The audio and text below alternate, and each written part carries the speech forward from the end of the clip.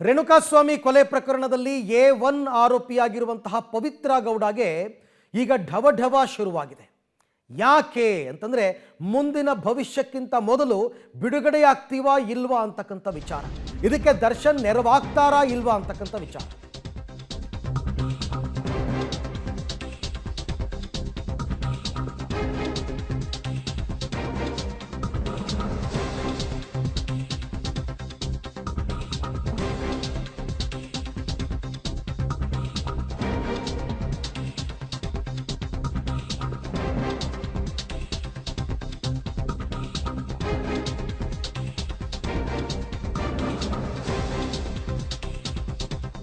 ಜೈಲು ಹಕ್ಕಿ ಪವಿತ್ರಾಗೆ ಶುರುವಾಗಿದೆ ಢವಢವ. ಯಾಕೆ ಅಂದರೆ ನಟ ದರ್ಶನ್ ಮೌನದಿಂದ ಪವಿತ್ರ ಗೌಡ ಕಂಗಾಲಾಗಿದ್ದಾರಂತೆ.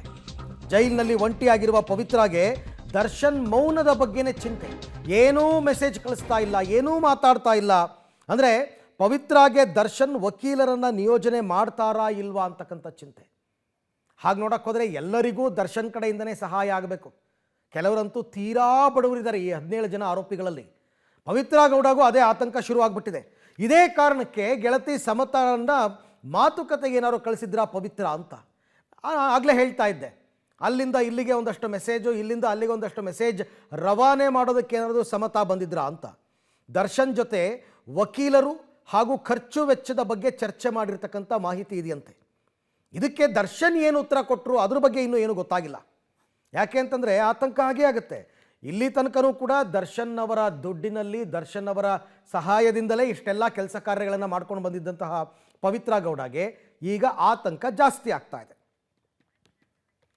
ಈ ಎಲ್ಲ ವಿಚಾರಕ್ಕೆ ಸಂಬಂಧಪಟ್ಟಂತೆ ಮತ್ತಷ್ಟು ಮಾಹಿತಿ ನನ್ನ ಕೊಲೀಗ್ ಉಮೇಶ್ ಅವರಿಂದ ಪಡ್ಕೊಳ್ಳೋಣ. ಉಮೇಶ್, ಇದು ಪವಿತ್ರ ಗೌಡಗೆ ಮಾತ್ರ ಢವಢವ ಅಲ್ಲ, ಎಲ್ಲ 17 ಜನ ಆರೋಪಿಗಳಿಗೂ ದರ್ಶನ್ನೇ ಸಹಾಯ ಮಾಡಬೇಕು, ದರ್ಶನ್ನೇ ವಕೀಲರನ್ನ ನಿಯೋಜನೆ ಮಾಡಬೇಕು, ದರ್ಶನ್ನೇ ಹಣಕಾಸು ಖರ್ಚು ಮಾಡಬೇಕು. ಆದರೆ ಪವಿತ್ರ ಗೌಡಗಿರ್ತಕ್ಕಂಥ ಆತಂಕ ಮಾಡ್ತಾರಾ ಇಲ್ವಾ ಅಂತ. ಇದಕ್ಕೋಸ್ಕರನೇ ಸಮತಾನ ಕಳಿಸಿದ್ರಾ? ಅದಕ್ಕೆ ದರ್ಶನ್ ಏನಾದರೂ ಉತ್ತರ ಕೊಟ್ಟಿದ್ದಾರಾ? ಏನಿದೆ ಇದ್ರ ಬಗ್ಗೆ ಅಪ್ಡೇಟ್ಸ್? ಅರವಿಂದ್, ಈ ಥರದೊಂದು ಅನುಮಾನ ಈಗ ಕಾಡ್ತಾ ಇರುವಂಥದ್ದು. ಯಾಕೆಂದರೆ ಸಮತಾ ಏನಿದ್ರು, ಸಮತಾ ನಟ ದರ್ಶನ್ ಬಂದ ನಂತರದಲ್ಲಿ ಯಾವ ಕಾರಣಕ್ಕಾಗಿ ದರ್ಶನ್ ಭೇಟಿಯಾಗಿದ್ರು ಅನ್ನೋದ್ರ ಬಗ್ಗೆ ತಿಳ್ಕೊಂಡಂಥ ವೇಳೆಯಲ್ಲಿ ಪವಿತ್ರ ಗೌಡ ಏನಿದ್ರು, ಪವಿತ್ರ ಗೌಡ ಈ ಪ್ರಕರಣದಲ್ಲಿ ಕಾನೂನು ನೆರವು ಪಡಿಬೇಕಾಗಿರುತ್ತೆ. ಯಾಕೆಂದರೆ ನಟ ದರ್ಶನ್ ಪ್ರಮುಖ ಈ ಪ್ರಕರಣದಲ್ಲಿ ಪ್ರಮುಖವಾಗಿರೋದ್ರಿಂದ ಆತನ ನೆರವಿಂದಲೇ ಆತ ಹಣಕಾಸಿನ ನೆರವು ಆಗಿರ್ಬೋದು ಅಥವಾ ಬೇರೆ ಯಾವುದೇ ವಕೀಲರ ನೇಮಕ ಆಗಿರ್ಬೋದು, ಈ ಪ್ರಕರಣದಲ್ಲಿ ಹೊರಗಡೆ ಬರಬೇಕಾದ್ರೆ ನಟ ದರ್ಶನ್ ಸಹಾಯ ಬೇಕೇ ಬೇಕಾಗುತ್ತೆ. ಹಾಗಾಗಿ ಅದೇ ಕಾರಣಕ್ಕೆ ಏನಾದರೂ ಪವಿತ್ರ ಗೌಡ ಸಮತಾ ಮುಖಾಂತರ ಅವರಿಗೆ ಹೇಳಿ ಕಳಿಸಿದ್ರ ಅನ್ನೋ ಅನುಮಾನ ಕೂಡ ಕಾಡ್ತಾ ಇರುವಂಥದ್ದು. ಇದೇ ವಿಚಾರಕ್ಕೆ ನಿನ್ನೆ ನಟ ದರ್ಶನ್ ಭೇಟಿಯಾಗಿರುವಂಥದ್ದು ಅನ್ನೋದ್ರ ಬಗ್ಗೆ ಮಾಹಿತಿ ಲಭ್ಯ ಆಗಿದೆ. ಆದರೆ ನಟ ದರ್ಶನ್ ಆ ವಿಚಾರಕ್ಕೆ ಏನು ರಿಪ್ಲೈ ಮಾಡಿದ್ರು ಅನ್ನೋದ್ರ ಬಗ್ಗೆ ಯಾವುದೇ ಸ್ಪಷ್ಟತೆ ಇಲ್ಲ. ಸದ್ಯಕ್ಕಿರೋ ಮಾಹಿತಿ ಪ್ರಕಾರ ಪವಿತ್ರ ಗೌಡ ಏನಿದ್ದಾರೆ ಅವ್ರು ಇಲ್ಲಿವರೆಗೂ ಕೂಡ ಜೈಲಿಗೆ ಹೋದ ನಂತರದಲ್ಲಿ ನಟ ದರ್ಶನ್ ಸಂಪರ್ಕ ಮಾಡೋದಕ್ಕೂ ಕೂಡ ಯತ್ನ ಮಾಡಿಲ್ಲ, ಯಾರು ಸಂಪರ್ಕಕ್ಕೂ ಸಿಗ್ತಾ ಇಲ್ಲ, ಫುಲ್ ಸೈಲೆಂಟ್ ಆಗಿದ್ದಾರೆ ಅನ್ನೋದು ಈಗ ಪವಿತ್ರ ಗೌಡಗೆ ಆತಂಕ ಶುರುವಾಗಿರುವಂಥದ್ದು. ಯಾಕೆಂದರೆ ಈ ಪ್ರಕರಣದಲ್ಲಿ ದರ್ಶನ್ ಸಹಾಯ ಇಲ್ಲದೇ ಇವರೆಲ್ಲ ಹೊರಗಡೆ ಬರೋದಕ್ಕಾಗೋದಿಲ್ಲ. ಹೊರಗಡೆ ಬಂದರೂ ಕೂಡ ಸಾಕಷ್ಟು ಕಾನೂನು ನೆರವು ಬೇಕಾಗುತ್ತೆ. ಅದಕ್ಕೆಲ್ಲದಕ್ಕೂ ಕೂಡ ನಟ ದರ್ಶನ್ ಬೇಕೇ ಬೇಕಾಗುತ್ತೆ. ಆ ಕಾರಣಕ್ಕಾಗಿ ಇವರು ಸಂಪರ್ಕ ಯಾವಾಗ ಮಾಡಲಿಲ್ಲ, ಆಗ ಸಮತಾ ಮುಖಾಂತರ ನಟ ದರ್ಶನ್ ಇವರು ಭೇಟಿಯಾಗಿ ಅವ್ರ ಈ ಕೇಸಲ್ಲಿ ಅವ್ರ ಸ್ಟ್ಯಾಂಡ್ ಏನಿದೆ, ಯಾಕೆ ಸಂಪರ್ಕಕ್ಕೆ ಸಿಗ್ತಾ ಇಲ್ಲ ಅನ್ನೋದ್ರ ಬಗ್ಗೆ ಕೆಲವೊಂದು ಮಾಹಿತಿಗಳನ್ನು ಪವಿತ್ರ ಗೌಡ ಸಮತಾ ಮುಖಾಂತರ ದರ್ಶನ್ಗೆ ಹೇಳಿದ್ದಾರೆ ಅನ್ನೋದ್ರ ಬಗ್ಗೆ ಮಾಹಿತಿ ಇರುವಂಥದ್ದು. ಆದರೆ ದರ್ಶನ್ ಅದಕ್ಕೆ ಏನು ರಿಪ್ಲೈ ಮಾಡಿದ್ದಾರೆ ಅನ್ನೋದು ಕೂಡ ಇನ್ನೂ ಗೊತ್ತಾಗಬೇಕಾಗಿರುವಂಥದ್ದು. ಹಾಗಾಗಿ ನಟಿ ಪವಿತ್ರ ಗೌಡ ಏನಿದ್ದಾರೆ ಪರಪ್ ನಗರ ಜೈಲಲ್ಲಿ ಸಾಕಷ್ಟು ಆತಂಕಕ್ಕೆ ಒಳಗಾಗಿದ್ದಾರೆ. ಇದ್ರ ಜೊತೆಗೆ ಪವಿತ್ರ ಅವರು ನಡೆಸ್ತಾ ಇರೋ ಒಂದು ಬೋಟಿಕ್ ಇದೆಯಲ್ಲ, ಅದನ್ನು ಕೂಡ ಮಾರಾಟ ಮಾಡುವಂತಹ ಚಿಂತನೆ ಇದೆಯಂತೆ. ಇನ್ನು ಸಹಜವಾಗಿ ಸಮತಾ ದರ್ಶನ್ ಭೇಟಿಯಾಗಿದ್ದಕ್ಕೆ ಪವಿತ್ರ ತಾಯಿ ಕೂಡ ಗರಂ ಆಗಿದ್ದಾರಂತೆ. ಸೊ ಈ ಭೇಟಿ ಹೆಚ್ಚು ಚರ್ಚೆಗೆ ಈಗ ಒಳಗಾಗ್ತಾ ಇದೆ. ಈ ನಡುವೆ ಪ್ರಕರಣದ ವಿಚಾರಣೆ ಮತ್ತು ತನಿಖೆಯನ್ನು ನಡೆಸ್ತಾ ಇರತಕ್ಕಂಥ ಪೊಲೀಸರಿಗೆ ದರ್ಶನ್ ವಿರುದ್ಧ ಬಲವಾದ ಸಾಕ್ಷಿ ಸಿಕ್ಕಿದೆ ಅನ್ನುವಂತಹ ಒಂದಷ್ಟು ಮಾಹಿತಿಗಳು.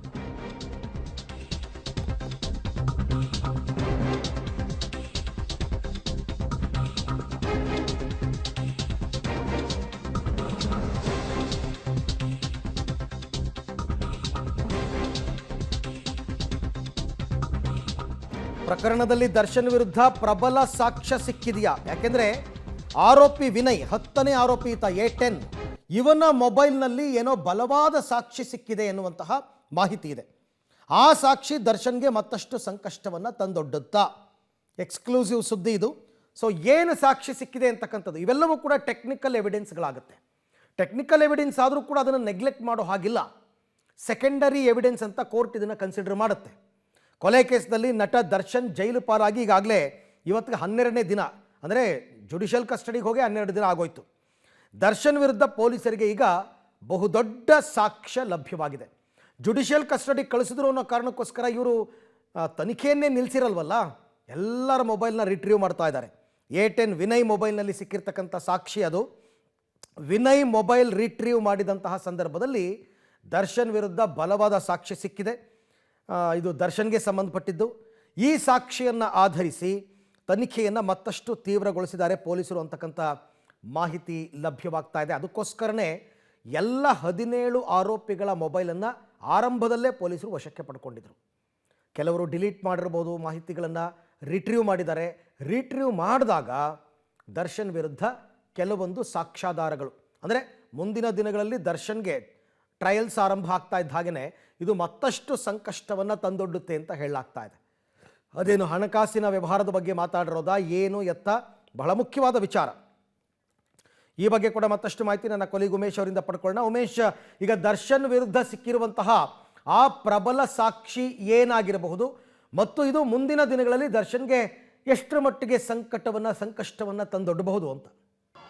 ಅರವಿಂದ್, ಏಕೆಂತಂದರೆ ಏನು ವಿನಯ್ ಆರೋಪಿ ಏನಿದ್ದಾನೆ ಆತನ ಮೊಬೈಲ್ ರಿಟ್ರೀವ್ ಮಾಡಿದಂಥ ವೇಳೆಯಲ್ಲಿ ಪೊಲೀಸರಿಗೆ ರೇಣುಕಾಸ್ವಾಮಿ ಕೊಲೆ ಪ್ರಕರಣ ಸಂಬಂಧಪಟ್ಟಾಗಿ ಒಂದು ಮಹತ್ವದ ಸಾಕ್ಷ್ಯ, ಅಂದರೆ ಅದು ವಿಡಿಯೋ ಅಥವಾ ಆಡಿಯೋನ ಅಥವಾ ಏನು ಕಿಡ್ನಾಪ್ ಮಾಡಿದಂಥ ಪ್ಲ್ಯಾನ್ ಮಾಡಿದಂಥ ದೃಶ್ಯನ ಅನ್ನೋದ್ರ ಬಗ್ಗೆ ಅಧಿಕಾರಿಗಳಿನ್ನೂ ಸ್ಪಷ್ಟಪಡಿಸಿಲ್ಲ. ಆದರೆ ಒಂದಂತೂ ಹೇಳ್ತಾ ಇದ್ದಾರೆ, ಅಂದರೆ ಏನು ಆರೋಪಿ ವಿನಯ್ ಮೊಬೈಲ್ನಲ್ಲಿ ದರ್ಶನ್ ಈ ಪ್ರಕರಣದಲ್ಲಿ ಪ್ರಮುಖ ಆರೋಪಿ ಆಗ್ತಾರೆ, ಅದಕ್ಕೆ ಬೇಕಾದಂಥ ಮಹತ್ವದ ಸಾಕ್ಷ್ಯ ಈಗ ರಿಟ್ರೀವ್ ಮಾಡಿದಂಥ ವೇಳೆಯಲ್ಲಿ ಪತ್ತೆ ಆಗಿದೆ ಅನ್ನೋದ್ರ ಬಗ್ಗೆ ಅಧಿಕಾರಿಗಳಿಗೆ ಮಾಹಿತಿ ಸಿಕ್ಕಿರುವಂಥದ್ದು. ಈಗಾಗಲೇ ರೇಣುಕಾಸ್ವಾಮಿ ಕೊಲೆ ಪ್ರಕರಣದಲ್ಲಿ ಪ್ರಾಥಮಿಕವಾಗಿ ತನಿಖೆ ಮಾಡಿದಂಥ ವೇಳೆಯಲ್ಲಿ ಅವರು ಆತನ ಕಿಡ್ನಾಪ್ ಮಾಡಿದ್ದಾಗಿರ್ಬೋದು, ಆತನ ಶೆಡ್ಗೆ ಕೂಡಾಕಿ ಹಲ್ಲೆ ಮಾಡಿದ್ದಂತಾಗಿರ್ಬೋದು, ನಂತರದಲ್ಲಿ ಯಾವ ಬೆಲ್ಟ್ ತಗೊಂಡು ಹೊಡೆದ್ರು ಅಂತ ಏನು ಹೇಳಲಾಗ್ತಾ ಇದೆ, ಈ ಹೊಡೆದಿದ್ದು ಎಲ್ಲವೂ ಸೇರಿದಂತೆ ಕೆಲವ್ರ ಮೊಬೈಲ್ಗಳಲ್ಲಿ ಅಲ್ಲೇ ಆರೋಪಿಗಳ ಕೆಲವ್ರ ಮೊಬೈಲಲ್ಲೇ ಅದನ್ನೆಲ್ಲ ಸೆರೆ ಆಗಿತ್ತು ಅನ್ನೋದ್ರ ಬಗ್ಗೆ ಮಾಹಿತಿ ಇತ್ತು. ಯಾವಾಗ ಪ್ರಕರಣ ಬೆಳಕಿಗೆ ಬಂದ ನಂತರದಲ್ಲಿ ಅವೆಲ್ಲ ಕೂಡ ಡಿಲೀಟ್ ಮಾಡ್ಕೊಂಡಿದ್ರು.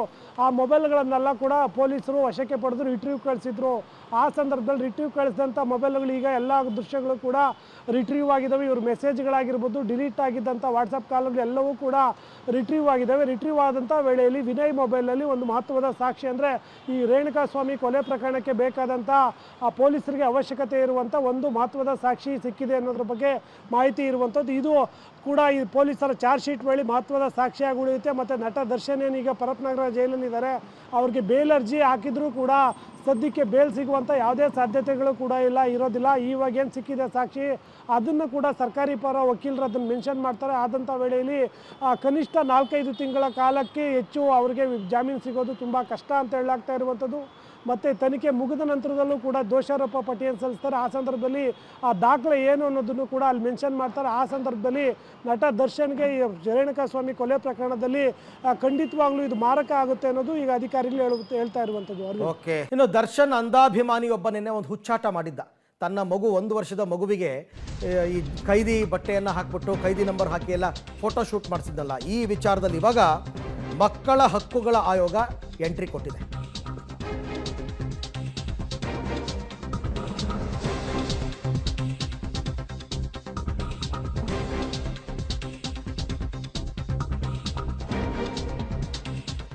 ಸೊ ಪ್ರಕರಣ ಸಂಬಂಧ ಮಕ್ಕಳ ಹಕ್ಕುಗಳ ಆಯೋಗ ಈಗ ಎಂಟ್ರಿ ಆಗಿದೆ. ಸ್ವಯಂ ಪ್ರೇರಿತ ದೂರು ದಾಖಲು ಮಾಡಿಕೊಂಡಿದೆ ರಾಜ್ಯ ಮಕ್ಕಳ ಹಕ್ಕುಗಳ ಆಯೋಗ.